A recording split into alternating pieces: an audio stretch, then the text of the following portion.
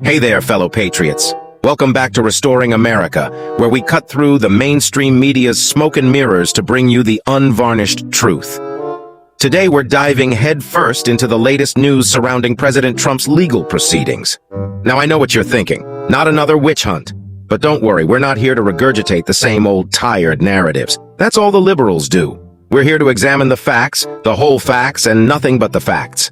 And let me tell you, when it comes to the media's portrayal of Trump versus Biden, it's like comparing apples to oranges. Or should I say eagles to, well, whatever bird is known for forgetting where it put its nest. You know what? Biden's not even a bird. He's more like a little tiny cricket in the ever-corrupt swamp of Washington, D.C. Now you might have heard about Trump's lawyer, John Laurel, making some statements on television. The mainstream media is having a field day, twisting his words faster than a Democrat can say tax increase. But hold your horses. Last time I checked, speaking on television isn't an admission of guilt. It's called freedom of speech, something the left seems to have forgotten about unless it suits their narrative. But let's not get ahead of ourselves. We're going to break this down piece by piece, just like how we wish someone would break down Biden's confusing speeches. So grab your popcorn and let's get this show on the road. And remember, in the words of the great Ronald Reagan, the trouble with our liberal friends is not that they're ignorant. It's just that they know so much that isn't so. Let's dive in and separate the wheat from the chaff. Well, the breaking news at this hour tonight is the astonishing news that Donald Trump's criminal defense lawyer, John Laurel, who did a very solid and serious job in the courtroom today during Donald Trump's third criminal arraignment of the year, where Donald Trump once again pleaded not guilty, that lawyer then went on television and, in effect, pleaded Donald Trump guilty to the charge of attempting to obstruct an official proceeding and conspiracy to defraud the United States. First off, let's get one thing straight. This is like saying your grandma, who's knitting you a sweater, is actually weaving a plot to make you overheat in the summer. It's a wild interpretation, and it's just not what's happening. John Laurel, the lawyer in question, was just talking shop about legal strategies. It's like discussing what toppings to put on a pizza, not admitting you ate the whole thing by yourself. Lawyers chat about strategies and potential outcomes all the time. It doesn't mean they're confessing to anything. And let's not forget, Trump has pleaded not guilty to all charges. But hey, why let a little thing like facts get in the way of a good story, right? In the United States, we have this little thing called innocent until proven guilty. It's not guilty because the media said so. But I guess that doesn't make for as catchy a headline that liberals are going to look at and believe. Trump criminal defense lawyer John Laurel, in his first interview after Donald Trump pleaded not guilty to conspiring, to trying to get Vice President Mike Pence to break the law, Donald Trump's criminal defense lawyer actually said this. Professor Eastman laid out a series of options that were discussed with Vice President Pence. Vice President Pence disagreed on certain issues, but ultimately what President Trump said is, let's go with option D. Let's just halt, let's just pause the voting and allow the state legislatures to take one last look and make a determination as to whether or not the elections were handled fairly. Oh, I only wish the control room had caught Andrew Weissman's eyes widening at what he just heard here. That is a Trump criminal defense lawyer quoting Donald Trump committing a crime. So, our man Trump, in his infinite wisdom, suggests we hit the pause button on the election count. He's like, hey, let's let the state legislatures take one last look-see at this whole thing, make sure everything's on the up and up. And suddenly he's a criminal mastermind? Give me a break. Now, I don't know about you, but where I come from, double-checking your work isn't a crime. It's called being thorough. It's like when you're building a deck in your backyard. You don't just slap some wood together and call it a day. No, you measure twice, cut once. That's just common sense. And then there's Pence. He disagrees with Trump on a few things, and suddenly it's like they've uncovered some deep, dark secret. Newsflash, folks. People disagree all the time. As for this Weissman character, his eyes are popping out of his head like he's just seen a ghost. Buddy, if you're that shocked by a lawyer doing his job and defending his client, then I've got a bridge in Brooklyn to sell you. And let's not forget about the sources.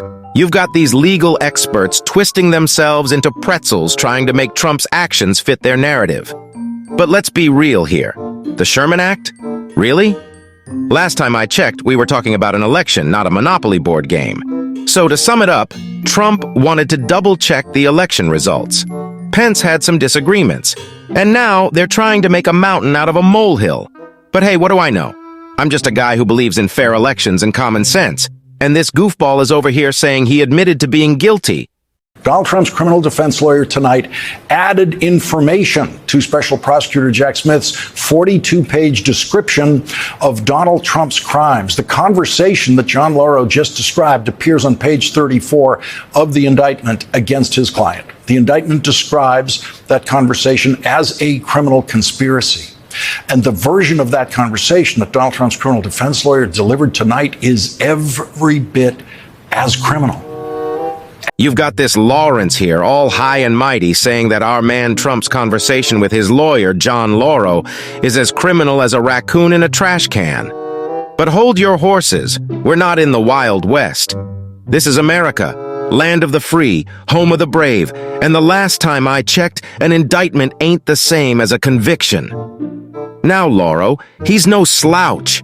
He's out there swinging, saying this indictment is like a skunk at a garden party, stinking up our First Amendment rights. He's saying, look, after the 2020 hoedown, there were more affidavits and testimonies about election hanky-panky than you can shake a stick at. And don't get me started on those rule changes, slipped in slicker than a greased pig at a county fair. Laurel's point is, Trump had every right to holler about these issues, whether that meant rallying the state legislatures, taking it to court, or just plain old politicking. That's as American as apple pie. But now, for the first time in our history, we've got one administration trying to hog-tie a former president with a criminal indictment. And that claim that Trump knew he'd lost by November 14th? Laurel says that's as wrong as a possum in a henhouse. Trump believed he'd won, fair and square, and he was just speaking his piece, which, last time I checked, was still protected speech. Let's not count our chickens before they hatch. This indictment might be making a lot of noise, but it ain't the final word. Trump's got his day in court, and he'll have his say. Until then, let's remember, this is America, and we don't convict folks in the court of public opinion. John Eastman, in that email, called the crime that he was urging the vice president to commit a relatively minor crime, a relatively minor violation of law. There he is in writing admitting that it's a violation of law. And tonight, Donald Trump's criminal defense lawyer said on television that Donald Trump urged Mike Pence to commit that violation of law. Now, they're saying John Eastman in his email called the action he was suggesting to the vice president a relatively minor violation of law. They're painting this as an admission of guilt, but let's put on our thinking caps here.